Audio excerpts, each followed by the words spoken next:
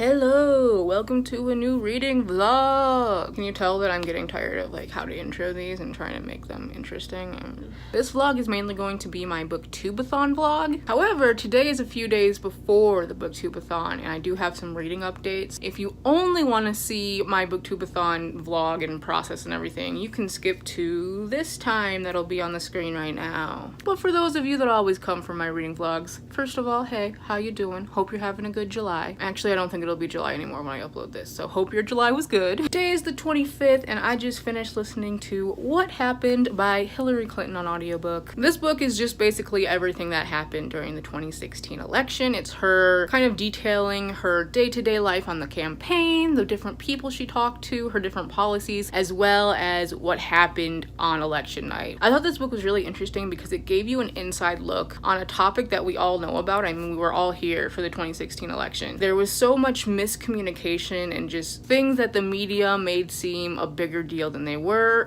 her emails, and just so much stuff that it's really interesting to hear her side of things and hear where she thinks she went wrong and where the outside forces came in. What I loved most though was just the sort of touching stories that we got of her meeting with people and all the feelings that this campaign brought. It was really emotional. I definitely teared up a lot. And it was a hard read knowing where we are, knowing, what happened in 2016, or at least the bare minimum of what happened. But I think it's a really eye-opening thing for politics in general. It makes me really want to look into politicians' policies more because I feel like I have a handle on obviously the type of candidate that I want to endorse and support. But I definitely don't do a good enough job of really looking into the details, the hows, how are you going to do this, whys, all that. I didn't think it was perfect. I think there were some times that the narrative got a little repetitive and I sort of just wanted it to move on. And I think she kind of puts an emphasis in the beginning of the book of how she's going to talk about her mistakes. And while she does do that, I think they're often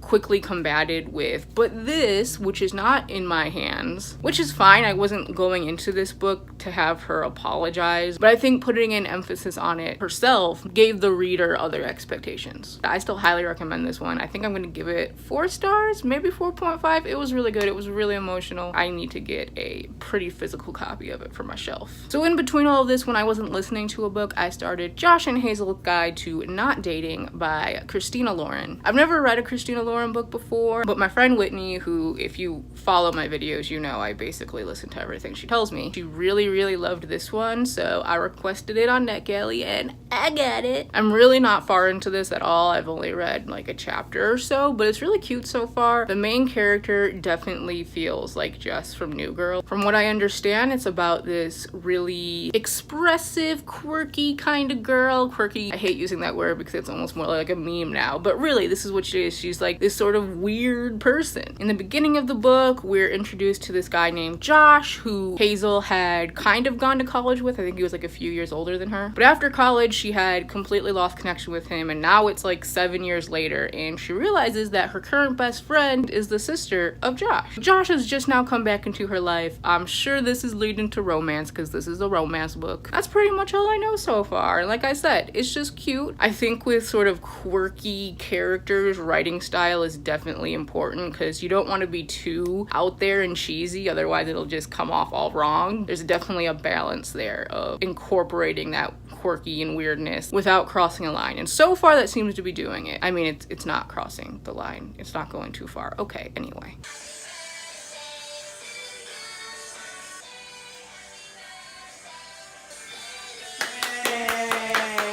So I just finished Josh and Hazel's Guide to Not Dating by Christina Lauren. I really love this book. I gave it 4.5 out of 5 stars. It's been a really long time since I've read an adult romance, and this book made me realize that I need to do that more often. I just think the way this book portrayed its quirky, eccentric character was really well done. It wasn't cheesy or cringy. The dialogue was really genuinely funny, and it felt like a real person. I think I mentioned this before in another update, but Hazel reminds me so much of Jess from New girl. And the romantic interest, Josh, is also so wonderful. He was so sweet and just really conscious of being aware of what Hazel needed. He is truly a character that I read about and I'm like, you are actual boyfriend gold. Damn, I want a boyfriend. I thought the way that they came together was really natural and really sweet, and it had so many good things. I really liked the pacing of the story. I didn't find any parts to be boring. My only problem with it, and why I didn't give it a full 5 stars, is that there's something that happens at the end that I can't talk about because spoilers, that I felt was just too rushed. It was just kind of thrown in at the end and there's not much of an explanation. But I think if that part was brought in earlier in the novel, or if it was just left out completely, that this could have been a full 5 stars. Also, another thing that's completely minor, but it's something I wrote a whole paragraph about in my Goodreads review, which I'll link down below because I think I articulated myself pretty well there. But at one point the characters go to a music festival and the way it's written about is just so unrealistic. Like, Metallica would never be the opening act at 10 a.m. of a music festival. It's just not realistic. It's not realistic. It's just not realistic. But anyway, I really enjoyed this. It was super cute and refreshing. Highly recommend picking it up. It comes out on September 4th. It is midnight on Monday the 30th, which means I should be reading because it is officially the Booktubeathon. But instead, I'm out here editing a video. Y'all welcome. You better watch this video and appreciate it. By the time you see this, it's already out, so go give us some love, okay? XOXO. So, it is now 3 o'clock in the afternoon. Still Monday. Last night before I went to bed, I did read a little bit of my first book, which is The Sun in Her Flowers by Rupi Kaur. This is a poetry book, so it's easy to get through pretty fast. The book is separated into 5 different sections, and last night I read the first part. I have to say I'm not loving what I've read so far. There was a few poems that I liked and a few lines that I liked, but overall not loving it too much. Haven't read any more of it today, even though it's like 3, because I've been editing that video that I told you about last night. And while I wait for her to export and upload and stuff, I'm gonna finish this. It's the neediest dog in the world. He's so cute. Always on alert, huh? Hello, so we have now officially crossed over into the next day of the Booktubeathon because it is 12:14 a.m. Since we last talked, I ate dinner, I went to Target, and I finished The Sun in Her Flowers by Rupi Kaur. I gave this one 3.5. I haven't read her first collection of poems because from what I've seen, it's just not for me. But I heard better things about this one, so I decided to pick it up. For the most part, I will say I enjoyed it. I thought the collection as a whole definitely has such a powerful, important message. I really liked the way it was structured and that it was separated into different parts. Through these parts, you could kind of see Rupi Kaur growing, both as a person and as a writer. Some of the poems really hit me. I would like read a line and I'd be like, damn. But what brought it down ultimately was that there was still a lot of like 1-line to 2-line poems thrown in there, and there were some that were just so simplistic that it just felt like there was no poetic touch to it. Also, there were times where she would write a really beautiful poem on a topic and then it would be followed up with another poem on the same topic, but it would be one of those really simplistic like Tumblr post ones, and I'm like, why was this even included? I have not read anything else since finishing that. I've basically been playing around on the internet watching YouTube videos. Day 2. I just finished Speak, the graphic novel. I read a decent chunk of this while I was at my doctor's appointment. This was so good. I haven't read the actual novel version of Speak in a very, very long time. I read it actually for class in 8th grade, and I'm 23 now, so it's been a hot minute since I've been in 8th grade. Based on what I remembered of this book from, 8th grade, I knew that I really liked it, but I don't think I realized how much until I sat down and read this, because this was just so hard-hitting, so powerful, and so well done. If you don't know, Speak is about a freshman girl who has stopped speaking and pretty much withdrawn from her life after going through a sexual assault. So obviously, trigger warning for rape and trigger warning for self-harm and depression and all of that. This is a really heavy novel, so only go into this if you're prepared to handle those kind of topics. But I absolutely recommend both the novel and this graphic novel. I thought the art that Emily Carroll did was so excellent. It was very dark and really fit the story. If you haven't picked this up, or if you haven't picked up the novel, I highly recommend doing both. If you couldn't tell from that glowing review, I'm giving this one 5 stars. Day 3. The lighting sucks right now because it's super gloomy outside, but look what I got in the mail. Last night I got to page 65 of The Opposite of Loneliness. I don't know how much of this I'm going to read today because I definitely want to jump into The Darkest Legacy. Can you hear the rain hitting against my wall? Oh my god, it's so loud.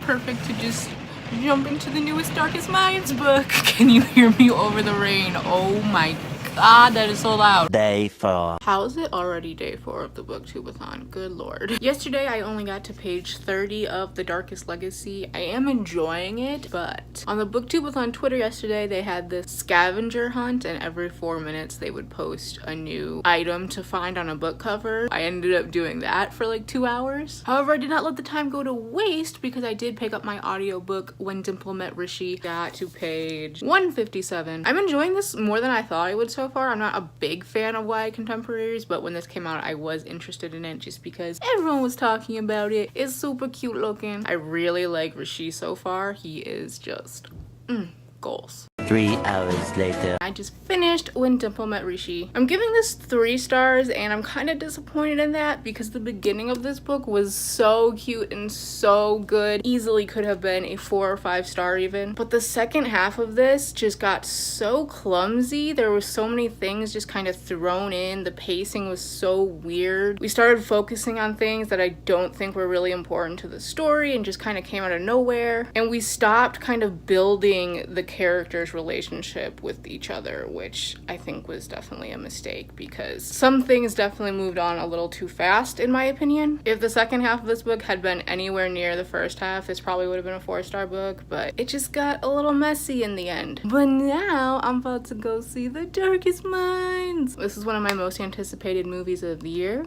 I'm so excited. The next day. When it's Booktubeathon, but it's also Big Brother season.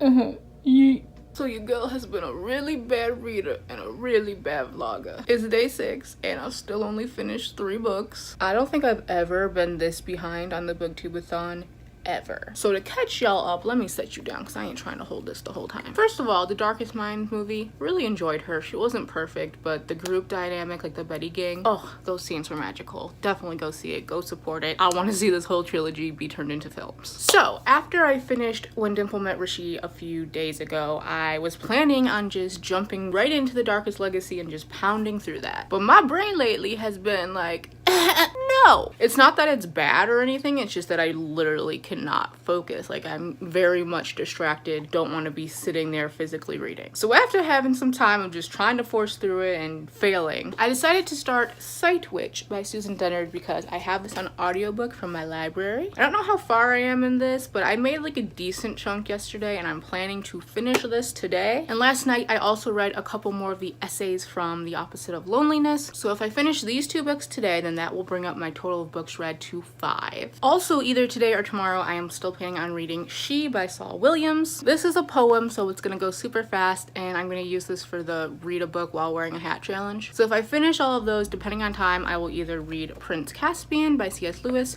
or USA by Saul Williams. I finished Sight Witch by Susan Dennard. This is a novella in the Witchland series, so it's about over 200 pages, so a little longer than most novellas, I would say. But it did have like a lot of drawings and stuff in here and little like note stuff. I think I'm gonna give this one 3.5 stars. It wasn't bad, I just don't know if it was entirely necessary. I think the important information from this one could have been summed up in the next book in the series. But I really loved how even this novella managed to showcase the heart of the Witchland series, which is just love between friends, just those amazing genuine bonds, sisterhood, all that jazz. I think now I'm going to knock out the read a book while wearing a hat challenge, so I'm gonna read She by Saul Williams. And of course, my hat of choice. It's gotta be my Imagine Dragons hat. It's the last day of the Booktubeathon. So to update from yesterday, I finished, of course, She by Saul Williams. And I wore the hat the whole time. Whitney can back me up on that. This was really beautiful. I gave it 4 stars. I didn't love it as much as Said the Shotgun to the Head, which I have read previously. But it was still really great. I loved the themes of femininity, whether it be from a male or a female. And even with the poems that I felt I wasn't fully understanding, which is how I feel with poetry a lot of the times, I was still always feeling something, and that's just the best thing ever. Then I went on to finish The Opposite of Loneliness by Marina Keegan. Gave this book 5 out of 5 stars. It's gonna be one of my favorites of all time. If you haven't read this, you absolutely must. It is so beautifully written, so emotional. I definitely see the opening essay especially as one that I'm just going to read whenever I feel like I need that feeling that it gives me. There were a few essays in here that I didn't love that much, one that I kind of skim read, but the ones that were good were so good that there was no way I couldn't give this 5 stars. It's so heartbreaking that we did not get to have more of her voice in this world because she is such a talented writer. So if you're counting at home, that is 6 books that I have read so far. Today is the last day. I need one more. I said yesterday that I would either read USA by Saul Williams or Prince Caspian, but last night I started The Reckoning of Noah Shaw, which I have an e-arc of. This is the sequel to The Becoming of Noah Shaw, which is like a spin-off-ish series following Noah instead of Mara from the Mara Dyer series. Did not love the first book. From what I've seen from friends, I don't think I'm gonna like this one, but I get through these really fast for some reason, and I think I'm gonna try to read it today. I'm on page like 100 out of 400, so there's definitely a lot of reading to get going, but I think I can do it. I think I'm gonna try. In addition to that, I also have to watch Speak at some point today. Obviously, if I'm not reading Prince Caspian, that's gonna have to be my book to movie adaptation. I just finished reading The Reckoning of Noah Shaw. To start this off, I gave it a hot 1 star. I can't even talk about it because it literally did not make any sense. Like, the whole book was filled with pointless nothings and then trying to make an ending out of it, and I can kind of see what Michelle Hodkin was going for, but oh my god, it was just, I don't understand. Like, that's not how you write a book. Like, I don't understand how this got past an editor. I seriously don't know how anyone could come out of that book understanding anything. I also saw something in the end coming, so I wasn't super surprised by it. What a way to end my Booktubeathon, huh? Anyway, I'm gonna go watch Speak now. The only class that will teach you how to survive. This is where you can find your soul, if you dare.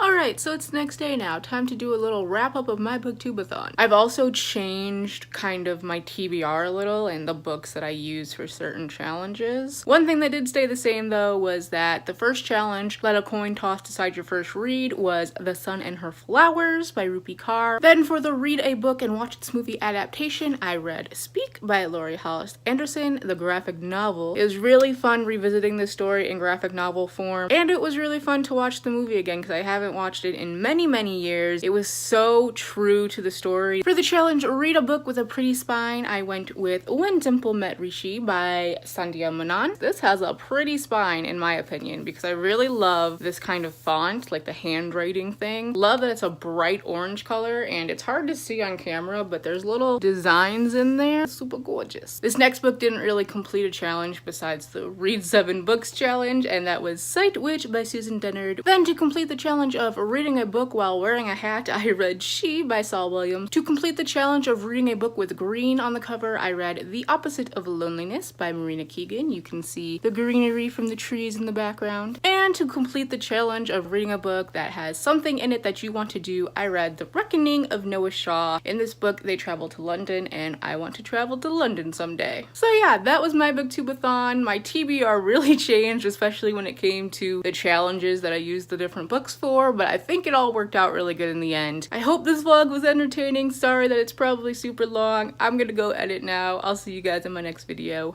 Bye!